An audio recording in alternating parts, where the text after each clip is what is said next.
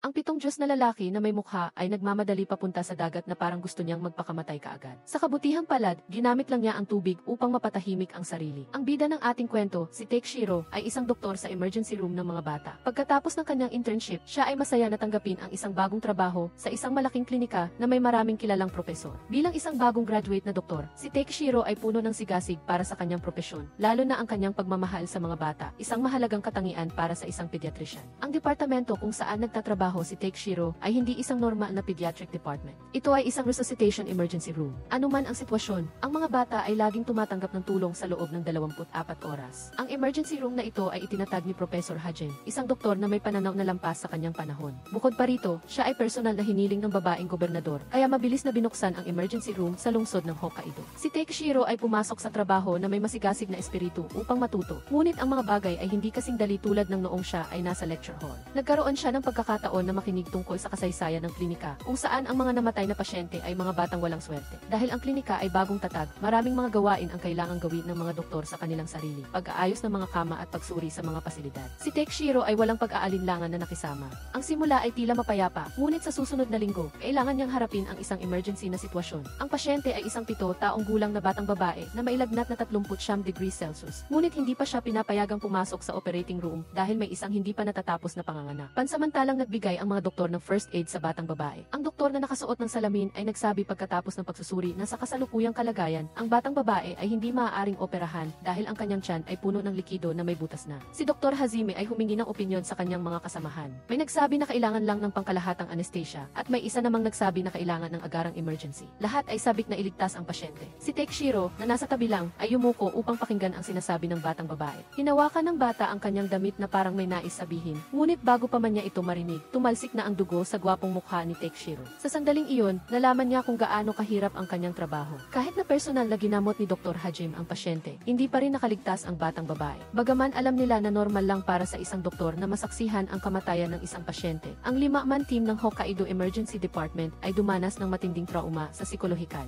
Si Takeshiro, kasama si Risa, ay hindi napigilan ang kanilang mga luha. Sila ay nagdusa na parang sila ang sanhi ng pagkamatay ng batang babae, kahit na alam nilang hindi stable ang emosyonal na kalagayan ng lahat. Tinipon pa rin ni Dr. Hajime ang lahat. Nagbigay siya ng mga solusyon at kung ang pasyente ay dinala sa emergency room ng mas maaga, ano ang gagawin ng mga doktor upang iligtas ang batang babae? Karamihan sa kanila ay sumagot na mahirap itong iligtas dahil sa sandaling nasa ospital pa lang ang pasyente sa kabilang baryo, siya ay naimpeksyon na. Mula sa sandaling iyon, lumaganap na ang sakit. Iyon ang dahilan kung bakit kahit na dinala siya sa emergency room sa tamang panahon, hindi pa rin siya nakaligtas. Sa simula, si Takeshiro ay kalmado pa, ngunit tuwing naaalala niya ang malas na pasyenteng iyon, humahagulgol siya. Bakit kailangan kunin ng Diyos ang isang maliit na buhay? Noong hawak-hawak ng batang babae ang kanyang manggas, sinubukan niyang sabihing, "Nanay." Napabuntong hininga si Hajime nang makita ang binata sa harap niya. Sinabi niya na mahina si Takeshiro, "Paano ka magiging isang tunay na doktor sa ganitong paraan?" Kalmadong sinabi ni Hajime ang kanyang pananaw. Kung alam ng mga ospital na may emergency room sa Hokkaido, o kung may helicopter, sa loob lang ng 45 minuto, ang pasyente ay madadalhan na sa emergency, sa halip na maghintay ng 4 na oras. Sa ganoong sitwasyon, kahit na nagkaroon ng shock ang katawan ng batang babae, ang kanyang buhay ay maaaring mailigtas. Ang aral na dapat matutunan dito ay hindi ang pagsisisi sa nangyari, kundi ang pag-iisip at pagbibigay ng mga solusyon upang maiwasan ang mga pagkakamali para sa susunod na mga pasyente. Iminungkahi ni Dr. Hajime ang pagpapatakbo ng isang helipad simulation upang magligtas ng mga tao na parang mga bombero sa oras ng kagipitan. Kung tayo ay mas mabilis ng kaunti, isang buhay ay maililigtas. Kung may tulong ng helicopter, ang bilang ng mga pasyente na maibibigay ng emergency care ng mabilis at sa tamang panahon ay magiging mas mataas. Kinabukasan, dinala ni Dr. Hajime si Takeshiro upang bisitahin ang isang matandang doktor. Nakita niya na malungkot si Takeshiro, kaya gusto niyang ipasyal ito. Gusto ni Hajime na maintindihan ng batang doktor na napakalaki ng responsibilidad ng isang doktor. Hinihiling niya na sa halip na sisihin ang kanyang sarili, mag-focus siya sa kasalukuyan at baguhin ang kanyang mga pamamaraan upang makahanap ng mga solusyon para sa mga pasyente. Iyan ang trabaho ng isang tunay na pediatrician. Ayaw ni Hajime na malunod si Takeshiro sa negativity at kamuhian ang kanyang sarili. Ibinigay niya sa batang doktor ang sulat na isinulat niya noong siya ay isang intern pa lamang.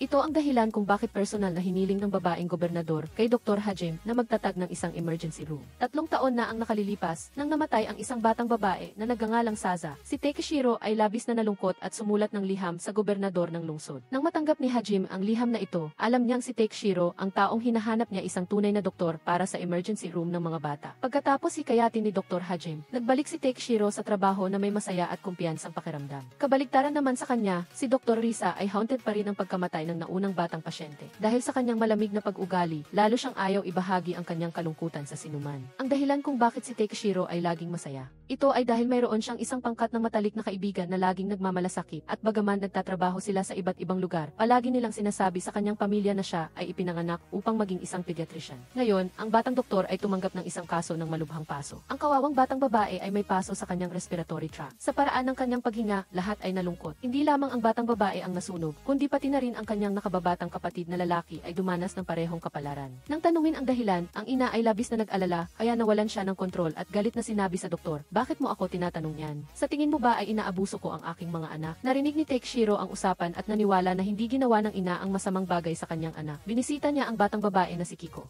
Dahil hindi siya makapagsalita, kinailangan niyang isulat sa papel ang nangyari. Ang dalawang bata ay hindi nag-ingat sa pagluluto kaya sila ay nasunog. Napabuntong hininga ang mga doktor nang marinig ang dahilan na naunawaan na hindi madali para sa mga batang nagmula sa isang solong magulang na pamilya. Kahit na sila ay may sapat na pag-iisip at nag-aalaga sa isa't isa, nakakaranas pa rin sila ng mga mapanganib na aksidente. Buong pusong inalagaan ni Takeshiro ang batang si Kiko na nagdarasal na siya ay gumaling. Sa kasamaang palad, dahil sa malubhang paso, ang kanyang kakayahang kumanta sa chore ay maapektuhan. Ang ina ay nalungkot sa balitang ito, nag-aalala na ang damdamin ng kanyang anak ay masasaktan. Kaya't hiniling niya sa mga doktor na itago ang katotohanan na hindi makakanta si Kiko sa malapit na hinaharap. Si Dr. Hajime sumang-ayon at pinaalalahanan si Takeshiro na panatilihing sikreto ito at igalang ang kagustuhan ng pamilya kahit na alam niyang hindi magiging komportable ang batang doktor. Si Takeshiro, na hindi sanay magsinungaling, ay nagtanong sa sarili kung ang pagsisinungaling sa pasyente ay talagang isang mabuting bagay. Pinaalalahanan siya ni Dr. Risa na makinig sa doktor na namamahala at sa magulang. Ang pagiging matapat ay mabuti, ngunit may mga bagay na hindi maaaring sabihin ng totoo, lalo na sa mga pasyente na may mahina at marupok na kaluluwa. Nang marinig niya ang sinabi ni Risa, sinunod lamang ito ni Takeshiro. Araw-araw, binibisita niya si Kiko na may masayang ngiti. Kapag nagtanong ang batang babae sa pamamagitan ng pagsusulat, magiging maayos din ako, di ba? Si Takeshiro ay nagsinungaling lamang sa kanyang sarili at sinabing, araw-araw, binibisita niya ang pasyente. Hikayatin ang kalooban ni Kiko na nagbigay sa kanya ng maling pag-asa. Gayunpaman, ang mga katangian na likas ay mahirap baguhin. Sa huli, sinabi ni Takeshiro ang totoo tungkol sa kalagayan ni Kiko, ngunit pinili niyang ipahayag ito sa isang positibong paraan. Sinusubukan ng mga doktor na tulungan kang makahanap ng isang paraan upang gumaling. Sa madaling panahon, makakakanta ka na. Nang malaman niya ang totoo tungkol sa kanyang kalagayan, hindi na naging masaya si Kiko tulad ng dati. At ang kapalit ng pagiging matapat ni Takeshiro, ang kawawang batang babae ay kusang inalis ang kanyang endotracheal tubig. Nang makita niya ang mukha ni Kiko na puno ng sakit, alam ng doktor na nagkamali siya ng malaki. Maliban sa paghingi ng tawad kay Dr. Hazim, wala na siyang ibang alam na gawin. Kailangan na namang turuan ni Hazim si Takeshiro tungkol sa responsibilidad ng isang doktor. Dito, nagtatrabaho sila bilang isang grupo. Hindi maaaring magdesisyon si Takeshiro nang mag-isa nang hindi nagtatanong sa kanyang superior. Nakita ni Takeshiro ang pagkadismaya ni Dr. Hajime nang sabihin niya ang mga bagay na ito sa kanya. Sa kanyang sarili, nangako siya na hindi na siya magkakamali muli. Hindi lang siya nakatanggap ng kritisismo mula sa mga doktor, kundi sinampal pa siya ng nanay ni Kiko. Dagdag pa rito, sinabi ng malamig na si Dr. Risa sa kanya, hindi ka bagay sa trabahong ito. Nagtanong si Takeshiro sa sarili, paano ako naging ganoon kahina at nakasira ng mga bagay? Sa kabutihang palad para sa kanya, pagkatapos ng ilang araw, si Kiko ay bumuti ang kalagayan at nakuha na ang kanyang boses. Lumapit siya sa kanya at sinabi ang kanyang mga unang salita. Ang ngiti ay nagbalik sa batang babae. Humingi siya ng paumanhin para sa kanyang ina. Nang makitang nakakapagsalita na si Kiko, labis ang tuwa ni Takeshiro at napaiyak. Lumuhod siya at humingi ng paumanhin at nagpasalamat kay Kiko sa kanyang paggaling. Kahit na alam niyang nagkamali siya at lumampas sa hangganan, si Kiko ay buhay pa rin at mumiti sa kanya. Si Takeshiro ay nagtungo sa bukid sa likod ng ospital upang mag-isip. Dito, aksidenteng nakilala niya ang babaeng gobernador. Sinabi niya kay Takeshiro ang tungkol sa mga pagkakamali na ginagawa ng mga tao. Walang perpekto. Ano man ang mangyari, kailangan mong subukang lutasin ito sa iyong sarili. Ang nais ng babaeng gobernador ay makita na lahat ng mga bata sa lungsod ay malusog. Sa sandaling iyon, may lumipad na helikopter sa itaas at pareho silang tumingala. Hindi alam ni Takeshiro na ang babaeng nasa harapan niya ay ang gobernador hanggang sa tinawag siya ng kanyang assistant. Kahit na maikli lang ang usapan, naging matapang si Takeshiro. Lumakad siya ng matapang na parang mensahe na iniiwan ang lahat ng lungkot at pagsisisi. Nang gabing iyon, pag-uwi niya, nakatanggap si Takeshiro ng tawag mula sa kanyang matalik na kaibigan na si Ita. Nanginginig ang boses nito, puno ng takot na parang nakagawa ng isang kakilakilabot na bagay. Hindi pa natatanong ni Takeshiro ng maigi, pinutol na ni Ita ang tawag. Gusto niya sanang sabihin ang isang bagay kay Takeshiro, ngunit pinili niyang manahimik. Mayroon pang ang sandali, gusto niyang magpadaan sa kanyang katawan ang truck na iyon.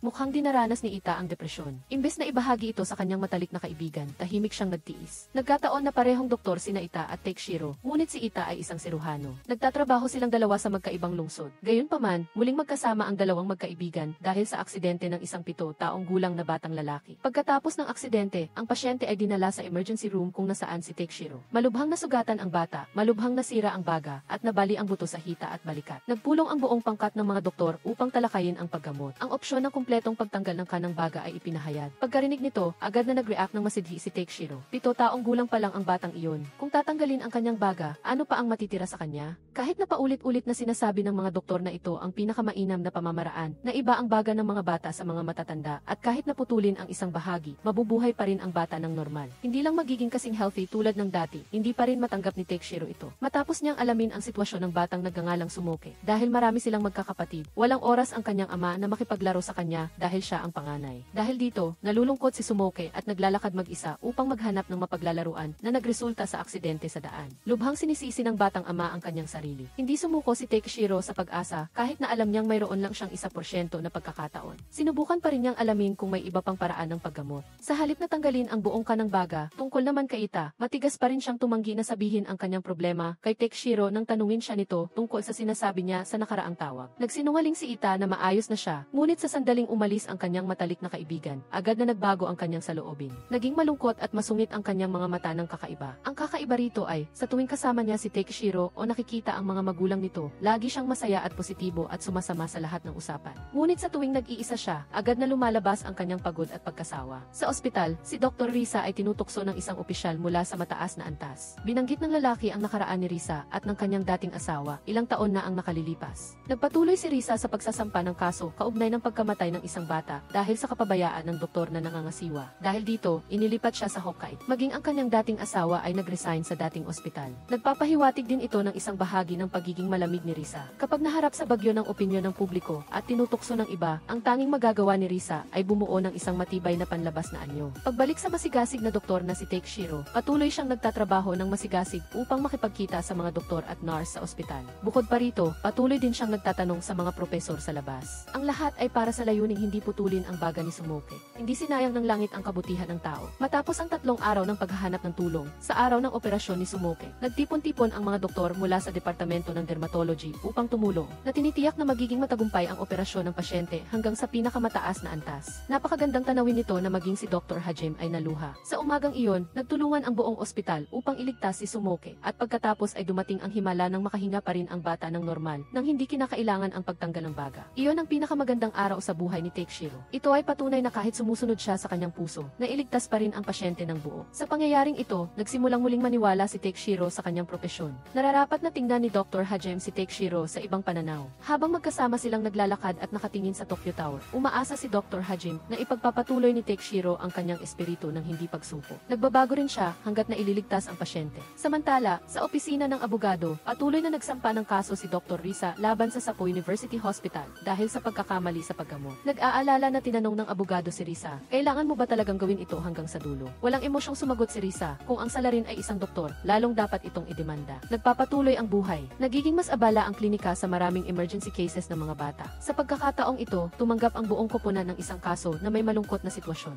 Isang 7 araw gulang na sanggol ang mayroong virus. Higit pa sa kaawa-awa, ang bata ay anak ng isang 20 taong gulang na single mom. Dahil sa hindi inaasahang pagbubuntis, iniwan ng dalaga ang bata sa isang ampunan. Naguguluhan ang buong koponan sa pagdinig sa kasaysayan ng kaso at sa pagiging iresponsable ng ina. Walang pangalan ang bata dahil hindi pa ito naitala. Si Takeshiro ay binigyan ng responsibilidad na alagaan ang kaawa-awang bagong silang nasanggol. Tinawagan niya ang ina ng bata, ngunit pinutol lang nito ang tawag at nagpakita ng walang pakialam na saloobin. Nag-usap si Takeshiro sa nurse, sinasabing hindi niya maintindihan kung paano, kahit na hindi inaasahang pagbubuntis, maaari mong talikuran ang iyong sariling laman at dugo. 7 araw pa lang ang bata. Huli na ang lahat, lumalala ang kalagayan ng bata. Hindi na ito maaring baliwalain pa ni Takeshiro. Humingi siya ng impormasyon tungkol sa batang ina upang makipagkita rito ng personal. Ang pangalan ng dalaga ay Nami. Umiiyak siyang sinabi na ang kanyang nobyo ay isang manloloko. Nang malaman niyang buntis siya, tumakas ito. Hindi galit si Nami sa kanyang anak, ngunit nasa ilalim siya ng pressure mula sa kanyang pamilya at paaralan. Pansamantala, wala siyang paraan upang harapin ang bata. Nakikinig si Takeshiro sa kwento, at kahit na nakikiramay siya, sinubukan pa rin niyang magpumilit posible kayang bumisita si Nami sa bata, kahit kaunti lang, upang bigyan ng lakas ang bata na magpagaling. Hindi kinilala ang kanyang kabutihan, sa halip nag-react ng masama ang dalaga. Noong sumunod na araw, ipinagbigay alam ni Dr. Hajime kay Takeshiro na planong magsampa ng kaso ng pamilya ni Nami laban sa kanya dahil sa panggigipit sa bagong panganak na ina. Pinayuhan ni Hajime si Takeshiro na huwag maging masyadong emosyonal sa susunod at panatilihin ang distansya kay Nami pansamantala. Tungkol naman sa anak nito, buong suporta ang ibibigay ng ospital. Nag-aalala na si Takeshiro tungkol sa pasyente at pagkatapos ay narinig niya na hindi lalahok si Risa sa paggamot ng bata. Sa gitna ng galit, sinabihan ni Takeshiro si Risa ng masasakit na salita. Binatikos niya ito bilang walang damdamin. Naniniwala si Takeshiro na pinapanigan lang ni Risa ang ina at hindi man lang nag-aalala sa buhay ng bata. Naging tensyonado ang kapaligiran.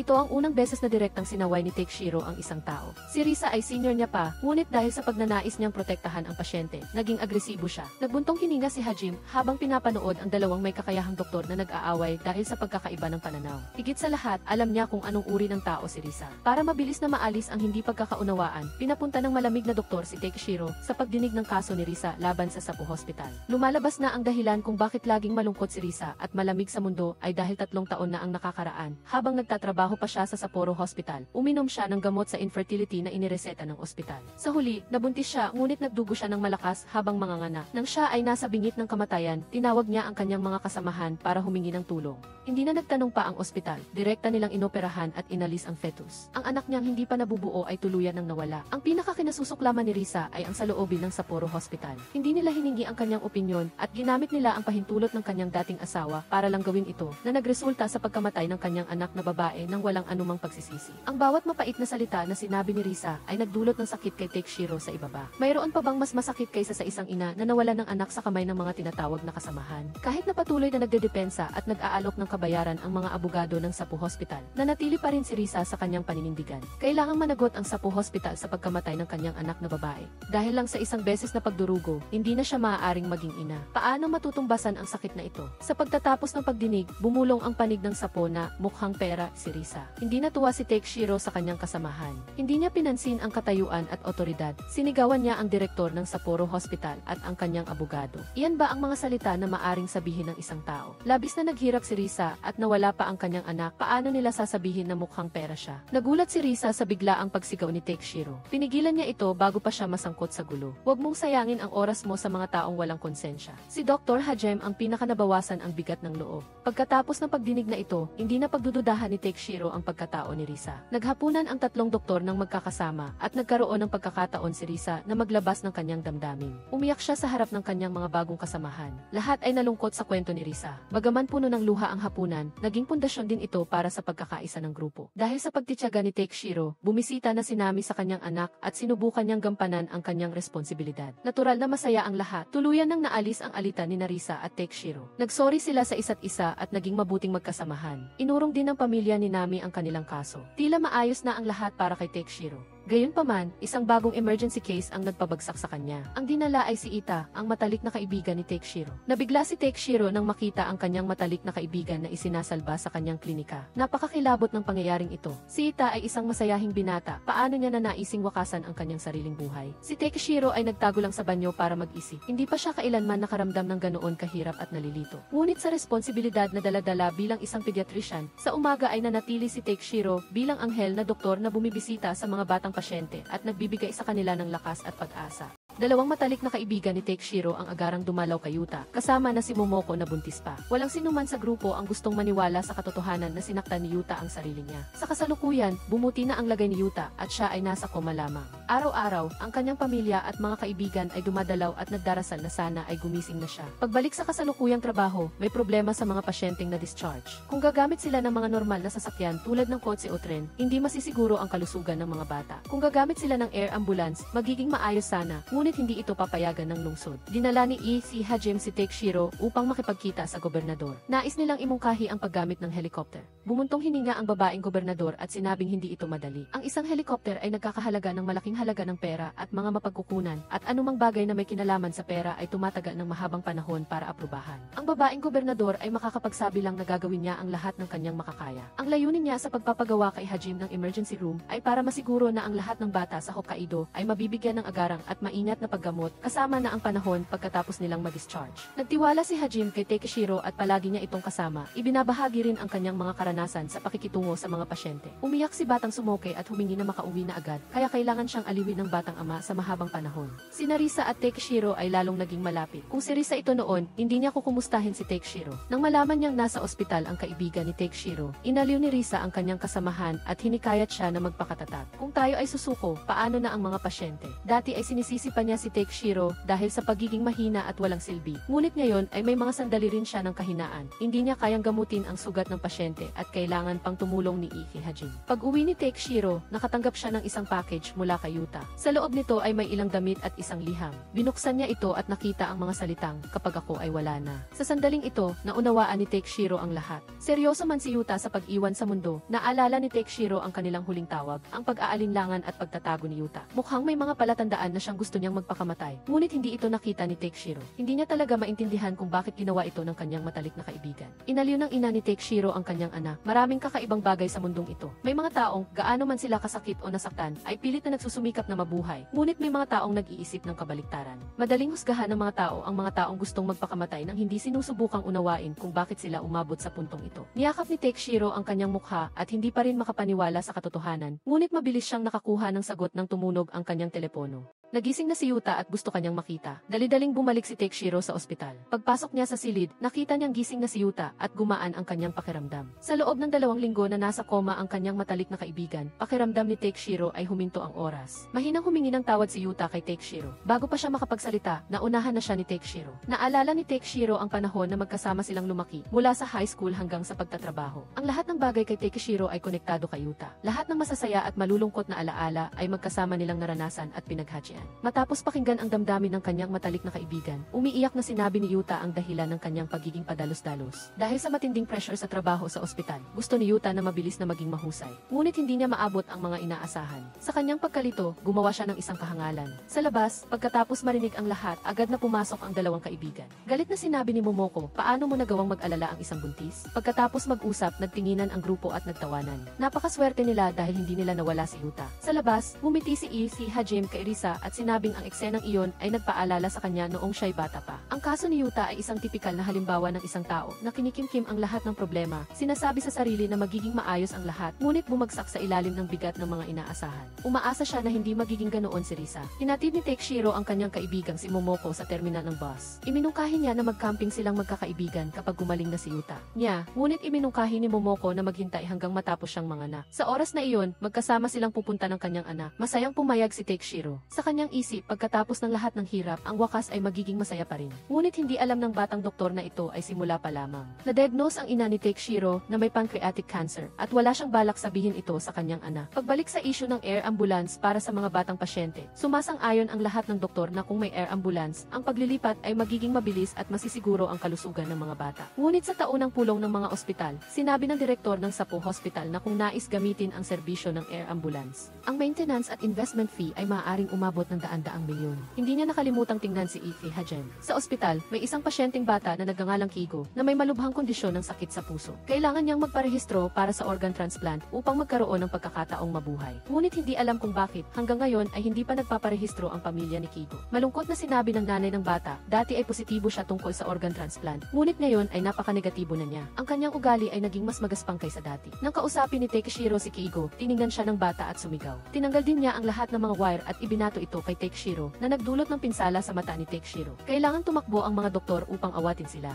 Bumuntong hininga si Risa at tinulungan si Takeshiro na gamutin ang sugat niya. Kahit ang isang taong sikat at mahal ng mga batang pasyente na tulad niya ay inatake, paano pa kung si Risa na walang swerteng makakita ng isang agresibong pasyente? Baka makipag-away pa siya ng harapan. Hindi sumuko si Takeshiro. Siya ang halimbawa ng kasabihang, kapag mas mahirap ang gawain, mas hindi ka susuko. Patuloy siyang dumalaw kay Kigo, madalas na gumagamit ng paraang malambing at mahigpit na paghawak at dahan-dahang binibisita ang batang may sakit sa puso. Ginamit pa niya ang kanyang buhay bilang halimbawa, umaasang magbabago ang isip ni Kigo. Madalas Madalas na nakikipag-usap si Takeshiro sa bata. Kahit gaano pa katigas si Kiigo, bata pa rin siya. Mas naging bukas ang kanyang loob sa mga doktor. Palala ng palala ang kondisyon ni Kiigo at labis na nag-aalala ang kanyang mga magulang. Kailangan nilang humanap ng paraan para pumayag si Kiigo na magparehistro para sa organ donation. Nang sa tingin ay wala ng pag-asa, nakaisip si Takeshiro ng paraan upang bigyan si Kiigo ng pagnanais na mabuhay. Nag-organisa siya ng isang maliit na piknik sa parke, kasama si Momoko bilang tour guide. Pakiramdam ni Kiigo ay bumalik siya sa masayang panahon ng pag-aaral. Siya ay 12 taong gulang pa lamang at may buong kinabukasan pa sa harapan. Nakita niyang muli ang kanyang mga dating kaibigan. Ang grupo ng mga estudyante ay patuloy na kumakaway at nag-cheer kay Kiigo. Nakatanggap pa siya ng confession mula sa kanyang crush. Ang maikling buhok na batang babae ay tumakbo at sumigaw, "Gusto rin kita." Masaya at kontento si Kiigo nang umiti. Bagaman may malubhang sakit siya, kahit papaano ay naramdaman niya ang pagmamahal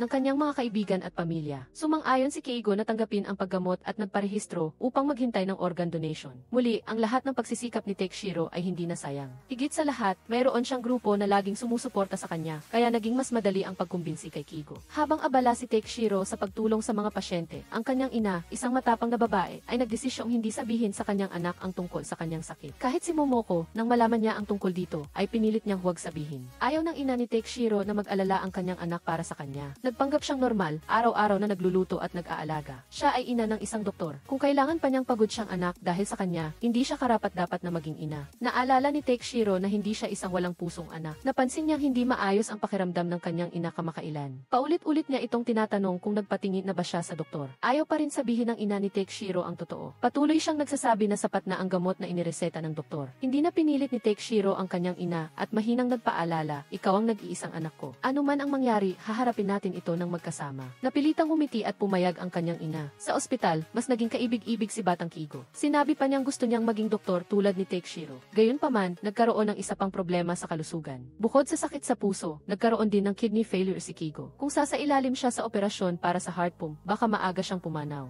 Bumungad sa umaga ang masamang balita. Nakatanggap din si Ethy Hajem ng tawag mula sa babaeng gobernador. Nanghihinayang siyang ibinalita na ang panukalang helicopter para sa mga pasyente ay hindi inaprubahan kahit man lang sa taong ito. Bagaman labis na nadismaya si Ethy Hajem, kailangan niyang tiisin ito. Sa panahon ng kakulangan sa mga mahuhusay na doktor, inhire ni Hajem si Yuta, ang doktor na kakabalik lang mula sa bingit ng kamatayan. Nag-resign siya sa kanyang dating ospital. Naniniwala si Hajem na si Yuta, tulad ni Takeshiro, ay isang doktor na may malasakit sa mga pasyente. Si Yuta ay personal na ni-recruit ng isang sikat na doktor, kaya't siya ay labis na nasasabi. Ito ang pagkakataon na muli niyang simulan ang kanyang karera bilang doktor. Bukod pa rito, makakasama niya si Takeshiro. Kamakailan, maraming malubhang kaso ang tinanggap ng ospital. Naaawa si Takeshiro at ang kanyang mga kasamahan sa mga batang may malubhang sakit, kaya't araw at gabi silang naghahanap ng paraan para gamutin ang mga ito. Sa ospital, nagkaroon ng pagkakataon si Yuta na makatrabaho si Risa. Swerte siya na nakilala niya si Risa sa pinakamabait nitong panahon. Bilang isang senior, tinulungan ni Risa si Yuta na masanay sa trabaho sa emergency room. Totoo nga na kung mahal mo ang isang tao, mahal mo rin ang kanyang kaibigan. Naging mabait si Risa kay Yuta dahil may gusto siya kay Takeshiro. Pagkatapos ng matagal na pag-iisip, ibinahagi rin ng ina ni Takeshiro ang kanyang sakit sa kanyang anak. Nang matanggap ang medical records ng kanyang ina, naramdaman ni Takeshiro na parang may tumusok sa kanyang puso. Ang masipag na ina na mag-isang nagpalaki sa kanya ay ngayon may sakit na. Ayaw ipakita ni Takeshiro ang kanyang kahinaan. Hindi ito ang oras para maging malungkot. Kailangan niyang maging matatag at maging sandalan ng kanyang ina. Bagaman inamin na ng ina ni Takeshiro ang tungkol sa kanyang sakit, matigas pa rin siya sa pagtanggi sa paggamot. Habang lumuluha ang kanyang anak sa sakit, kalmado pa rin ang kanyang ina na parang hindi siya may malubhang sakit. Naghanda pa rin siya ng pagkain para kay Takeshiro gaya ng dati. Alam ng doktor na hindi niya makukumbinsi ang kanyang ina, kaya sumunod na lang siya. Nang mag-isa si Takeshiro, naalala niya ang isang beses na kumain sila ng kanyang ina sa isang restaurant. Sa panahong iyon, isa pa lamang siyang intern at wala siyang gaanong pera. Alam ng lahat na napakamahal ng gastusin para maging doktor, ngunit hindi ito pinansin ng ina ni Takeshiro. Sinabi niya na susuportahan niya si Takeshiro hanggang sa magtagumpay ang kanyang anak at sa panahong iyon ay magiging komportable ang kanyang buhay. Minsan, inakalang ni Takeshiro na may magagawa siya para sa kanyang ina, ngunit sa katotohanan ay hindi pa niya magawang alagaan ang kanyang sarili. Ang mga pag-iisip ng pagsisisi ay patuloy na bumabagabag kay Takeshiro. Sa kabutihang palad, kasama niya si Dr. Hajem. Hindi lamang siya ang kanyang superior, kundi pati na rin ang isang mentor. Ngayon, tulad ng isang mainit na ama, sinamahan siya ni Dr. Hajem para bisitahin ang kanyang ina. Ginamit ni Dr. Hajem ang kanyang katalinuhan at kakayahan sa diplomasya upang kumbinsihin ang ina ni Takeshiro na pumayag na magpatingin sa doktor bilang karagdagan sa pagtulong kay Takeshiro sa mga problema ng kanyang pamilya. Sinamahan din niya si Takeshiro para uminom upang mag-release ng stress. Lahat ng lalaki ay kailangan ng kaunting alak para maibsan ang kanilang nararamdaman. Naunawaan ni Dr. Hajem ang pasakit ni Takeshiro. Para sa isang doktor, walang mas matindi pa sa pagkakaroon ng isang mahal sa buhay na may malubhang karamdaman. Ngunit sila ay mga doktor at kailangan nilang laging maging handa handa para sa pinakamasamang sitwasyon. Tanging ang paglunok ng luha ang nagawa ni Takeshiro. Maliban sa pagiging positibo, wala siyang ibang magagawa. Hindi pa niya kayang isipin kung ano ang magiging porsyento ng sansa ng kaligtasan ng kanyang ina kung hindi ito magpapagamot. Ang buhay ay patuloy na umiikot at kailangan ni Takeshiro na ipagpatuloy ang kanyang tungkulin. Naging kritikal ang kalagayan ng batang si Kigo. Wala na siyang mahabang buhay. Pagkatapos ma-stabilize ang presyon ng dugo ni Kigo, nakatanggap muli ang grupo ng ulat. 2-0 taong gulang na bata ang naaksidente. Isa sa kanila, si Hikaru, ay nasa malalim na koma. Pagkarinig ng balita, agad na kinuha ni Takeshiro at ng kanyang mga kasamahan ang ambulansya ng ospital at nagtungo sa lugar ng insidente upang kunin ang pasyente. Sa halip na maghintay para sa ambulansya, inasikaso agad ni Takeshiro ang pasyente at nagsagawa ng first aid sa lugar mismo. Ang batang si Daiki, na may mas kaunting pinsala, ay patuloy na umiiyak at nagsabing iligtas ang kanyang kaibigan. Magkaklase ang dalawang bata. Nagkasama sila papuntang tutorial class ngayon, ngunit na aksidente. Siyempre, nasasaktan ang mga magulang kapag nasasaktan ang kanilang mga anak. Tumakbo ang mga magulang ni Hikaru at patuloy na pinagsabihan ng ina ang bata, si Daiki, nang hindi isinasaalang-alang na kapapagawa lang niya ng operasyon. Hindi rin nagpatalo ang ina ni Daiki at patuloy na nag-away ang dalawang ina, sinisisi ang isa't isa. Ang anak mo ang nag-aya sa anak ko, kaya sila na aksidente. Natatarantang pinigilan ng mga doktor ang pag-aaway ng mga ina. Ito ay ospital. Ang mga bata ay kalalabas lang mula sa bingit ng kamatayan. Hindi ito lugar para magtalo kayo kung sino ang tama o mali. Nang tanungin ni Takeshiro si Daiki, patuloy na umiyak ang bata at sinabing siya ang nag-isip ng laro na paghagis ng bola na naging sanhi ng kanilang pagkadulas at pagbagsak. Kung may mangyari man kay Hikaru, hindi niya mapapatawad ang kanyang sarili. Agad na pinatahan ni Takeshiro si Daiki at sinabing iyon ay isang aksidente na walang sinuman ang may gusto. Gaya ng dati, hinikayat ng doktor ang pasyente na gumaling at nagbigay ng lakas at determinasyon para kay Hikaru. Sa kabilang banda, si Risa. Dahan-dahan niyang pinayuhan ang ina ni Hikaru na kausapin ng madalas ang kanyang anak. Kapag naririnig ng bata ang boses ng kanyang ina, mas mabilis siyang magigising. Si Takeshiro, pagkatapos ng maraming pagsisikap, ay sa wakas ay napapayag ang kanyang ina na magpatingin sa doktor at sumailalim sa paggamot. Kahit na ito ay panimulang hakbang pa lamang, para sa kanya ito ay ang pinakamagandang bagay na nangyari. Lalong lumala ang kondisyon ng batang si Kigo. Sa kasalukuyang sitwasyon, napakahirap maglagay ng puso. Ito ang realidad na ayaw harapin ng lahat ng doktor. Mahirap para kay Takeshiro na buksan ang isipan ng bata. Naalala niya ang sandaling sinabi ni Kigo, "Doktor, gusto kong maging doktor tulad mo sa hinaharap." Sa pag-iisip sa masiglang larawang iyon, hindi napigilan ni Takeshiro ang kanyang luha. Hindi lang si Takeshiro ang nahihirapan, nahaharap din si Dr. Hajime sa panganib na ma-fire. Nagpunta ang gobernador para hanapin siya at ipaliwanag ang isyu ng pondo para sa air ambulance. Maaaring makakuha ang ospital ng pinakamahusay na kagamitan sa isang kondisyon, kailangang mag-resign ni Hajime. Iyon ang kondisyon ng direktor ng Sapporo na nagbigay ng pressure sa gobernador at sinamantala ang pagkakataon na tanggalin si Dr. Hajime. Gusto ni Takeshiro na sabihin kay Kigo ang katotohanan tungkol sa kanyang kalagayan, ngunit hindi niya magawa. Patuloy niyang binibigyan ng pag-asa ang bata. Sa susunod na mga araw, iuwi si Kigo at gagamutin sa kalapit na ospital, batay sa hiling ng kanyang pamilya.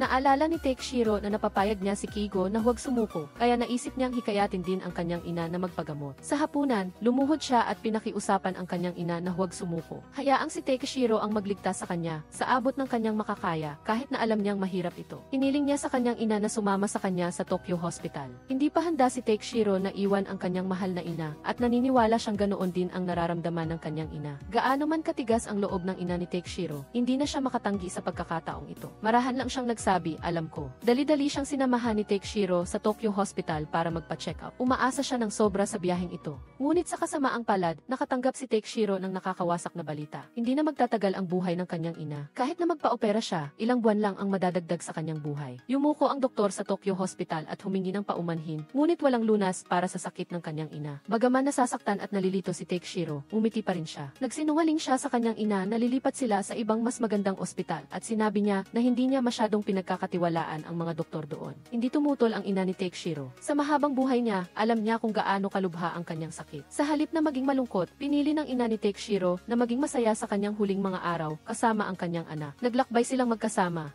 Kinain ng masasarap na pagkain at nasiyahan sa mga sandali ng kapayapaan. Sa loob ng kotse, patuloy na pinupuri ng grupo ng mga babae si Takeshiro bilang isang masunuring anak na naglaan ng oras para maglakbay kasama ang kanyang ina. Alam ng ina ni Takeshiro na hindi na siya magtatagal at habang kumakain sila ng hapunan, umiyak siya habang ikinukwento ang tungkol sa kanyang asawa. Ang ama ni Takeshiro ang pinakamabuting tao sa mundo, ngunit sa kasamaang palad, hindi patas ang Diyos at nagkasakit siya ng cancer. Noong bata pa si Takeshiro, wala siyang gaanong alaala tungkol sa kanyang ama dahil namatay ito nang isinilang siya. Ang dahilan dahilan kung bakit ayaw ng kanyang ina na magpagamot ay dahil ayaw niyang maging kasing awa at kasing payat ng kanyang asawa pagkatapos ng paggamot. Sa ngayon, gusto lang niyang maging masaya. Iginugol niya ang kanyang huling mga araw kasama ang kanyang anak, umaasang mapapanatili ang pinakamagandang imahe sa isip ng kanyang anak kapag siya ay pumanaw. Pagkatapos ng kanilang biyahe sa Tokyo, namatay ang ina ni Takeshiro. Naging simple ang libing, pumunta ang kanyang mga kaibigan at kasamahan. Lubos na nalungkot ang matatalik na kaibigan ni Takeshiro. Palagi nilang itinuturing ang ina ng kanilang kaibigan na parang sarili nilang ina.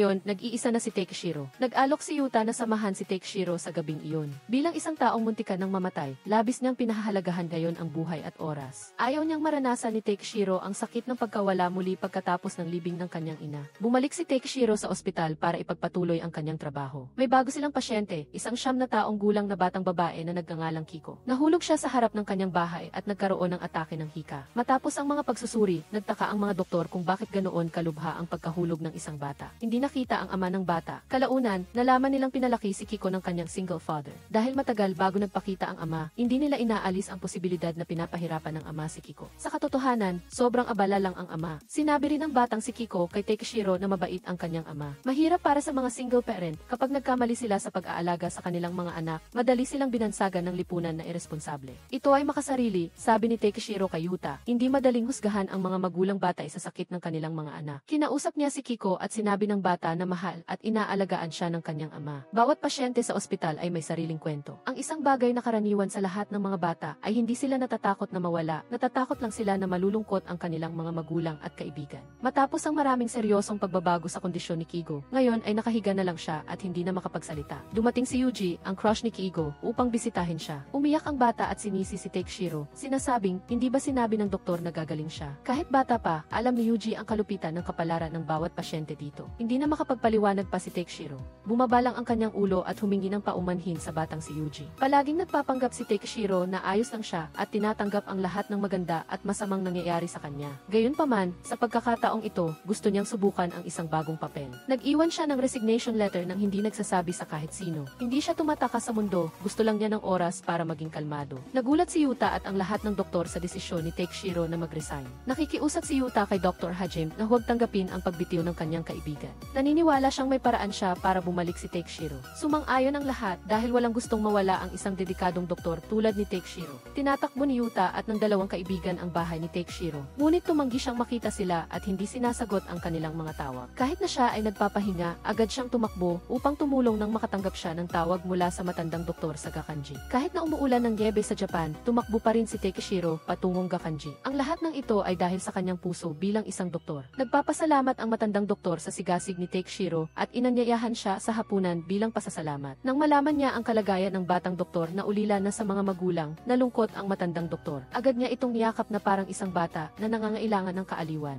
Nagulat si Takeshiro at nagsalita. Ilang araw na po akong hindi naliligo, sabi ni Takeshiro. Ngunit hindi ito pinansin ng matandang doktor. Ikaw ang pinakamagaling na batang doktor na nakilala ko. Huwag mo itong itanggi. Sa pagkarinig ng mga salitang ito, napaiyak si Takeshiro. Sa sandaling ito, miss na miss niya ang kanyang mga magulang. Ang kanyang trabaho ay ang gamot na tumutulong kay Takeshiro na magpagaling. Samantala, sa ospital sa Hokkaido, miss na rin ang lahat ng pasyente si Takeshiro. Sinabi nila kay Yuta at Risa na sana ay bumalik na si Takeshiro. Batay sa hiling ng mga pasyente, mabilis na natagpuan ni Yuta si Takeshiro mula sa isang lumang sulat niya. Nagkita ang magkaibigan sa isang nagielong gabi. Si Yuta, na siyang driver, ay nakipag-usap sa kanya. Alam ni Yuta na ayaw ni Takeshiro ng I'm sorry, pero humingi pa rin siya ng tawad dahil sa hindi niya pagiging sapat na maasikaso sa kanya. Mahirap ang panahong ito para kay Takeshiro at ayos lang kung gusto niyang magpahinga, pero sa ospital ngayon, kailangan siya ni Kigo at ng iba pang mga pasyente. Hiniling ni Dr. Hajime na bumalik na si Takeshiro kaagad. Napag-alaman na noong nagtatrabaho pa si Takeshiro, nagpadala siya ng mga sulat sa mga nangungunang doktor sa buong bansa upang alamin ang kalagayan ni Kigo. Kasama sa mga ito ang direktor ng Sapporo Central Hospital, isang doktor na hindi gusto si Hajime. Gayunpaman, mayroon pa rin siyang kaunting konsensya. Hindi niya maaaring baliwalain ang isang bagay na may kinalaman sa buhay o kamatayan ng isang pasyente.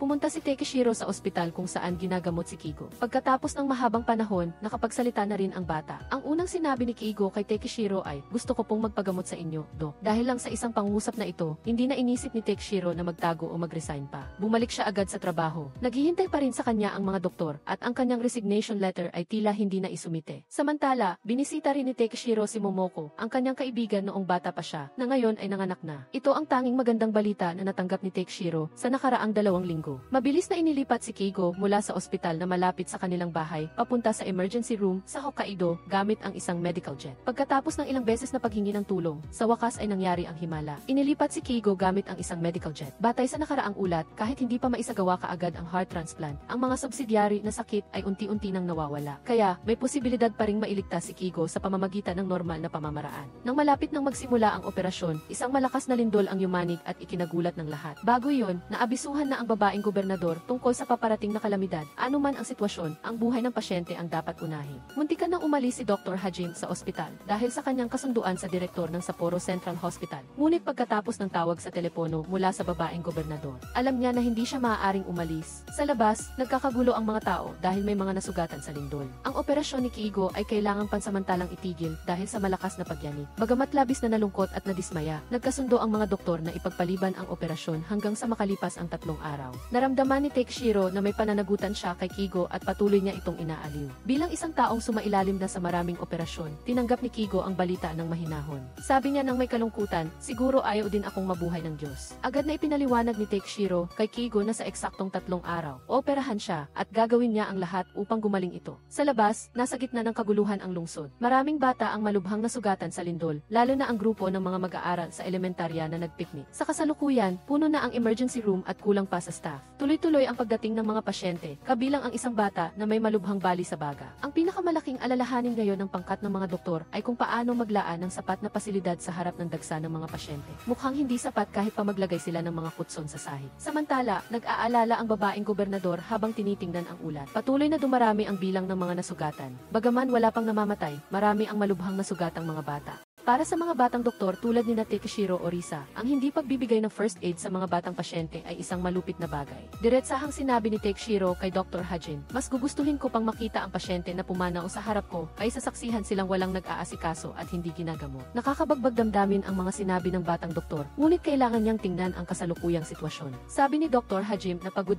nangarap din akong katulad mo noon, ngunit hindi lahat ng gusto mo ay makukuha mo, lalo na sa panahon ng lindol. Ang paggamit ng malalaking kagamitan at mga supply ay kailangang dumaan sa pamamahala. Mga doktor tayo, hindi superheroes na kayang baguhin ang buong mundo. Namumula ang mga mata ni Takeshiro. Hindi niya akalain na ang doktor na kanyang lubos na iginagalang ay magiging duwag sa isang pagkakataon. Gayunpaman, sa kabila ng kanilang pagkakasamaan ng loob, malaki pa rin ang pagmamahal ni Takeshiro kay Dr. Hajime. Sila pa rin ang perpektong tandem sa paghahanap ng paraan para mailigtas ang pasyente. Sa isang kritikal na sandali, walang saysay ang pagmamataas kung ang buhay ng isang bata ang nakataya. Tinawagan ni Risa ang direktor ng Sapporo Central Hospital, ang taong kinamumuhian niya noon. Nakiusap siya na tulungan ang kanilang emergency room. Isipin niyo po ang mga kawawang bata sa labas, sabi niya. Sa ganitong krisis, walang sinuman ang maaaring maging bulag. Sumang-ayon ang direktor na magpadala ng mga supply sa klinika at ibinigay ang responsibilidad sa mga doktor. Pwedeng gamitin ni Hajime ang medical jet ng walang limitasyon. Sa madaling salita, hindi na siya tututol. Malaya nang magagamot ng grupo ni Takeshiro ang mga pasyente. Namangha ang lahat sa biglaang kabaitan ng direktor. Ilang oras pa lang ang nakakaraan, mismong si Dr. Hajime ang nag-anunsyo na magre-resign siya ng maaga.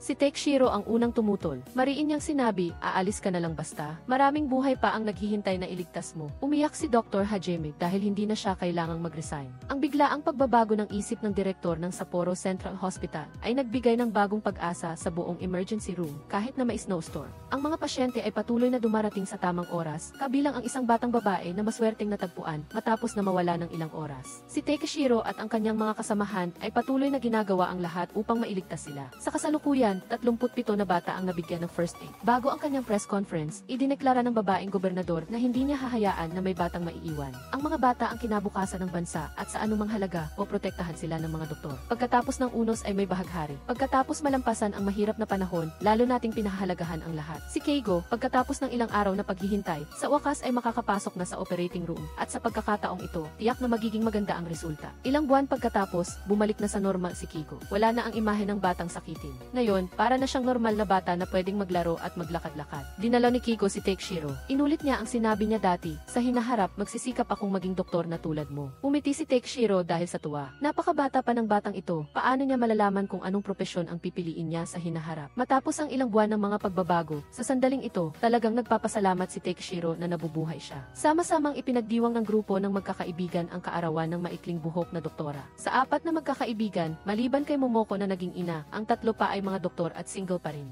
Gayunpaman, wala silang nararamdamang anumang kalungkutan. Masiglang ikinuwento ni Yuta sa lahat ang kanyang mga plano sa hinaharap. Masayang nagsama-sama ang grupo ng magkakaibigan at nag-usap tungkol sa kanilang mga pangarap. Ano man ang mangyari sa hinaharap, ang mahalaga ay masaya si Takeshiro ngayon. Patuloy niya ang kanyang landas upang maging isang pediatric specialist, nagdadala ng buhay sa milyon-milyong bata sa buong mundo. Ang malusog na mamamayan ang pinakamalaking yaman ng isang bansa. Nakakagamot ang gamot ng maraming sakit, ngunit ang mga doktor lamang ang makakasalba ng mga pasyente. Si Takeshiro at ang kanyang mga kasamahan ay buong puso at kaluluwang naglilingkod sa mga batang pasyente. Ano man ang dahilan, basta't pasyente, kailangan siyang iligtas. Para sa isang kinabukasan kung saan ang lahat ng mga bata sa Japan ay mabibigyan ng agarang tulong kung kinakailangan, binuksan ang emergency room. Ang dedikasyon at kakayahan ni Dr. Hajime ay nakaantig sa maraming tao, kabilang na ang direktor ng Sapporo Central Hospital. Bago siya naging leader at direktor, isa rin siyang doktor, at bilang doktor, kailangan niyang magligtas ng buhay. Sa pamamagitan ng pelikulang ito, makikita natin ang mga hindi nakikita sa mundo ng medisina, lalo na para sa mga pediatricians. Ang kanilang pagdurusa at kawalan ng kakayahan kapag nasasaksihan nila ang paghihirap ng mga pasyente, ang sakit na nararamdaman ni Takeshiro sa pagkawala ng kanyang mahal na ina. Si Risa ay hindi man lang nakapagpaalam sa kanyang anak sa sinapupunan. Bukod pa rito, maunawaan at damayan natin ang mga doktor at nurse. Sila rin ay mga ordinaryong tao na nakakaramdam ng sakit at galit. Ang pinakamahalaga, sila ay laging mas matapang kaysa kaninuman. Dito na nagtatapos ang pelikula. Maraming salamat sa inyong panonood. Hanggang sa susunod!